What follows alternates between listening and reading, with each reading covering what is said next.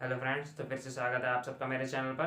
तो आज हम मैक्रो इकोनॉमिक्स का चैप्टर 12 बीओपी स्टार्ट करेंगे। बीओपी मतलब बैलेंस ऑफ पेमेंट, जो इस बुक का आखिरी चैप्टर है।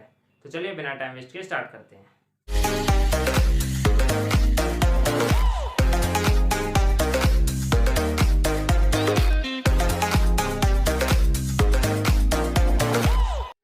तो बीओपी मतलब बैलेंस ऑफ पेमेंट की डेफिनेशन से स्टार्ट करते हैं। BOP is an accounting statement that provides a systematic record of all the economic transactions between residents of a country and the rest of the world in a given period of time। अब ये BOP हमें बताता है कि जो भी हमारी country है, डोमेस्टिक कंट्री, ठीक है, और उनके उसमें रहने वाले रेजिडेंट्स या और रेस्ट ऑफ द वर्ल्ड के बीच में जो भी हमारी ट्रांजेक्शन्स होती हैं, उनका जो स्टेटमेंट है, ठीक है, वो होता है हमारा बीओपी। इकोनॉमिक ट्रांजैक्शन, जो भी इकोनॉमिक ट्रांजैक्शन होगी, ठीक है, resident of the country and rest of the world, resident और रेस्ट ऑफ द वर्ल्ड के बीच में जो भी हमारी इकोनॉमिक ट्रांजैक्शन होंगी वो होगा हमारा बीओपी, उसकी स्टेटमेंट। ठीक है, अब हमारी बात आती है जो सारी इकोनॉमिक ट्रांजैक्शन है वो क्या क्या होंगी। वो यहाँ देखो हमारी इकोनॉमिक ट्रांजैक्शन क्या क्या होंगी। विजिबल आइटम्स, इसमें क्या आएगा, purchase and sale of goods, जिसको हम फिजिकली टच कर सकते हैं। इसमें क्या आएगा, export and import of goods, only goods. Invisible item, import and exports of goods, sorry services. यहाँ पे हमारे आएंगे गुड्स और यहाँ पे आएंगे हमारी सर्विसेज, ठीक है, क्योंकि वो इनविजिबल होती हैं, उन्हें हम छू नहीं सकते। जैसे बैंकिंग सर्विस, ठीक है, जो हमारी इंश्योरेंस की जो सर्विस होती है, शिपिंग की सर्विस, ये सारी क्या है, इनविजिबल आइटम्स हैं, इनको हम छू नहीं सकते, ना देख सकते। ठीक है, इनके लिए जो पेमेंट होगी वो हमारी होगी इकोनॉमिक ट्रांजैक्शन। अगर हम कहीं से इंपोर्ट या एक्सपोर्ट करते हैं उसके लिए भी पेमेंट होती है। यूनिलेटरल ट्रांसफर्स, अब जैसे अगर हमें यूनिलेटरल ट्रांसफर रिसीव हुआ है तो बाहर से आया है वो पेमेंट, और या फिर हमने कहीं पे पेमेंट दी है, ट्रांसफर किया है, इसके लिए कोई रीपेमेंट नहीं होती है। ठीक है, जैसे किसी को फंड ग्रांट दे दी, ठीक है, किसी को, जैसे अगर यहाँ के कोई अमेरिकन हैं, वो अमेरिका में पैसा भेज रहे हैं, या यहाँ के स्टूडेंट अमेरिका में रह रहे हैं, यहाँ पे पैसा भेज रहे हैं, वो क्या होगा, यूनिलेटरल ट्रांसफर, उसकी पेमेंट नहीं करनी। कैपिटल ट्रांसफर्स में क्या आ जाएगा, लोन ले लिया या लोन दे दिया, कोई हमारी असेट है गवर्नमेंट ने वो बेच दी, या कोई फॉरेन में नई असेट खरीद ली, वो क्या होगी, हमारी कैपिटल ट्रांजेक्शन्स। ये होती है हमारी सारी इकोनॉमिक ट्रांजेक्शन्स। ठीक है, इसमें जो भी हमारी फॉरेन एक्सचेंज होती है वो इनफ्लो होता है या आउटफ्लो होता है। ठीक है, जैसे अगर हम एक्सपोर्ट में देखें तो हमारा फॉरेन एक्सचेंज का इनफ्लो हो रहा है और इंपोर्ट में आउटफ्लो। ठीक है, स्ट्रक्चर ऑफ बीओपी में क्या होगा, स्ट्रक्चर ऑफ बीओपी में दो साइड होंगी, balance credit side and debit side. ठीक है, ये होती है डेबिट क्रेडिट। ठीक है, क्रेडिट साइड में कौन कौन से आइटम्स आएंगे, जितने भी इनफ्लो होगा फॉरेन करेंसी का, चाहे वो कैसे भी हो जाए। ठीक है, जैसे अगर हमारा एक्सपोर्ट होगा तो इनफ्लो होगा, एक्सपोर्ट होगा सर्विसेज का तभी इनफ्लो होगा, बाहर से यूनिलेटरल ट्रांसफर्स आ रही हैं तब भी हमारा इनफ्लो होगा। कैपिटल ट्रांजैक्शंस, अगर हमने जो लोन दिया है उसकी रीपेमेंट हो रही है या तो हमारे पास क्या है, फॉरेन एक्सचेंज आएगा। ठीक है, या हमने कोई अपनी एसेट को सेल कर दिया तब हमारे पास आएगा। तो ये सारी ट्रांजेक्शन्स कहाँ होंगी, क्रेडिट साइड, इनको सारी पॉजिटिव आइटम्स भी कहते हैं। ठीक है, डेबिट साइड आएंगी जिनको कहते हैं नेगेटिव आइटम्स, जब हमारा फॉरेन एक्सचेंज का आउटफ्लो होगा, अगर हम इंपोर्ट करेंगे आउटफ्लो होगा, इन सब के अपोजिट। ठीक है, अगर हम इंपोर्ट करते हैं सर्विसेज को, सर्विसेज का यूज करते हैं, यूनिलेटरल ट्रांसफर्स अगर हमारे पास आती हैं, सॉरी जाती हैं, तब हमारा आउटफ्लो होगा।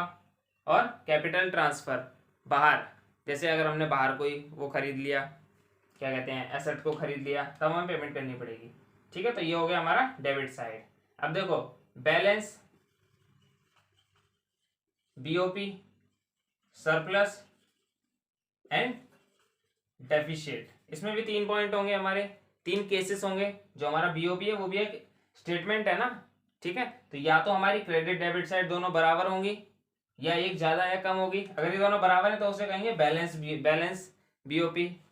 ठीक है, सरप्लस बीओपी जब हमारा क्रेडिट साइड ज्यादा है डेबिट से, क्योंकि क्रेडिट में क्या होगी हमारी रिसीट्स, डेबिट में क्या होगी हमारी सारी पेमेंट्स। अगर क्रेडिट ज्यादा है ग्रेटर देन डेबिट साइड तो हमारा सरप्लस है, और अगर ये कम है तो वो हमारा डेफिशिएट है।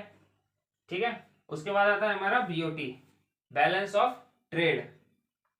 देखो यहाँ पे हमने बीओपी में सारे ट्रांजेक्शन्स की बात करी, लेकिन अगर हम सिर्फ इसकी बात करें विजिबल आइटम्स की, तो वो होता है हमारा BOT, exports minus imports of goods, services नहीं, ओनली गुड्स। ठीक है, तो वो होता है हमारा बीओपी। इसमें भी हमारी दो साइड होंगी, credit and debit side. Credit side में इनफ्लो, डेबिट साइड में आउटफ्लो। बीओटी के भी तीन केस हो सकते हैं, balance BOT, surplus, deficit. Same, जब हमारी क्रेडिट साइड ज्यादा होगी, डेबिट साइड कम होगी, तो हमारा क्या होगा, सरप्लस। इसके अपोजिट, अगर हमारी डेबिट साइड ज्यादा है, क्रेडिट साइड कम है, डेफिशिएट, दोनों बराबर है, बैलेंस। ठीक है, ये हो गया हमारा बैलेंस ऑफ ट्रेड।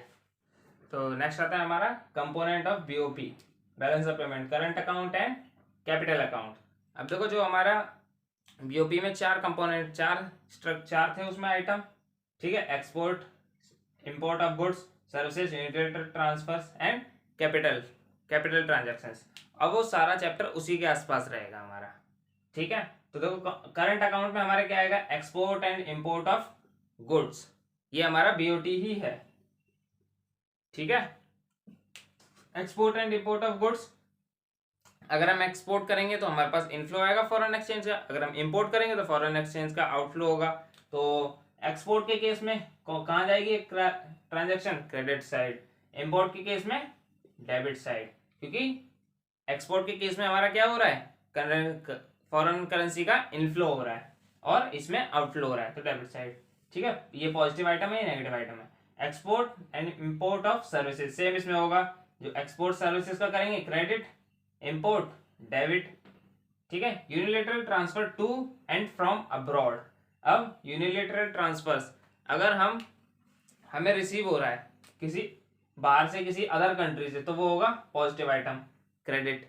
अगर हम दे रहे हैं किसी को, जैसे हमारे इंडिया ने म्यांमार की मदद कर दी, भूटान की मदद कर दी, या बांग्लादेश को ट्रांसफर कर दिया, तो वो क्या होगा, डेबिट।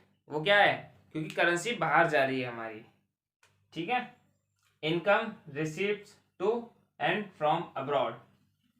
अब इसमें क्या आता है, मान लो हमने किसी भी अदर कंट्री को लोन दिया, तो वहां से जो भी हमारी पेमेंट आती है, या अगर हमने लोन ले रखा है उसका इंटरेस्ट पेमेंट जाती है, इंटरेस्ट पेमेंट, लोन की पेमेंट नहीं। अगर हम लोन की पेमेंट करेंगे तो वो कैपिटल अकाउंट में आ जाएगा, बट उसका जो इंटरेस्ट पेमेंट है वो आएगा हमारा करंट अकाउंट में। ठीक है, अगर रिसीव हो रहा है क्रेडिट, पेमेंट हो रही है तो डेबिट। ठीक है, ये ध्यान रखो, इनफ्लो क्रेडिट करेंगे, आउटफ्लो डेबिट करेंगे, तो ये हो गया हमारा करंट अकाउंट। इसके भी बैलेंस हो सकते हैं, एक तो सरप्लस बैलेंस होगा और एक डेफिशिएट बैलेंस होगा। जब हमारे क्रेडिट साइड ज्यादा है डेफिशिएट से तो सरप्लस, जब डेबिट साइड ज्यादा है क्रेडिट से तो हमारा डेफिशिएट, सिंपल। ठीक है, अब आता है हमारा कैपिटल अकाउंट। कैपिटल अकाउंट में हमारा आएगा borrowing and lending to and from abroad. ठीक है, अब जैसे हमने बोरोइंग कर ली है, किसी कहीं दूसरी कंट्री से हमने बोरोइंग कर ली, तो क्या होगा हमारा वो क्रेडिट, क्योंकि हमारे पास फॉरेन करेंसी का इनफ्लो हो रहा है। लैंडिंग, अगर हमने बाहर दिया है तो डेबिट। ठीक है, क्योंकि अगर हम किसी को लोन देंगे तो फॉरेन एक्सचेंज का आउटफ्लो होगा। Investment to and from abroad, हमें बाहर से इन्वेस्टमेंट रिसीव हो गई, मतलब किसी अदर कंट्री के लोग यहाँ पे इन्वेस्टमेंट करना प्रीफर कर रहे हैं, तो इनफ्लो होगा फॉरेन करेंसी का। बट अगर इंडियंस किसी अदर कंट्री में इन्वेस्टमेंट करना चाहते हैं तो वो होगा डेबिट। इसमें आती है हमारी एफडीआई एंड पोर्टफोलियो। एफडीआई, अगर वहां पे अगर हम कोई फिक्स्ड एसेट्स खरीद लेते हैं, ठीक है, फिक्स्ड, जिसमें अगर हमने वहां पे लैंड खरीद ली या कोई भी बिल्डिंग खरीद ली तो एफडीआई है। ठीक है, उस पर हमारा डायरेक्ट कंट्रोल रहेगा, पूरा कंट्रोल रहेगा। बट पोर्टफोलियो में क्या आएगा ना, क्या रहेगा, हमारा पूरा कंट्रोल नहीं रहता। जैसे वहां के किसी कंपनी के बॉन्ड खरीद लिए, किसी कंपनी के शेयर खरीद लिए, उसमें हमारा पूरा कंट्रोल थोड़ी है, हमारी एक हिस्सेदारी रहती है, जितना परसेंट हमने शेयर खरीदा है। ठीक है, तो ये होगी हमारी investment. Change in foreign exchange reserve. अब अगर हम इंडिया की बात करें तो इंडिया के पास फॉरेन एक्सचेंज का रिजर्व रहता है। ठीक है, मान लो ये हमारे पास रिजर्व है, अगर इसमें से निकाल लिया तो हमारे पास आया, इसको अलग मान लो, इसको आप कंट्री मान के चलो। अगर यहाँ से हमारे पास आ रहा है पैसा फॉरेन एक्सचेंज तो क्रेडिट करेंगे, बट अगर हमने इसमें जमा कर दिया तो डेबिट करेंगे।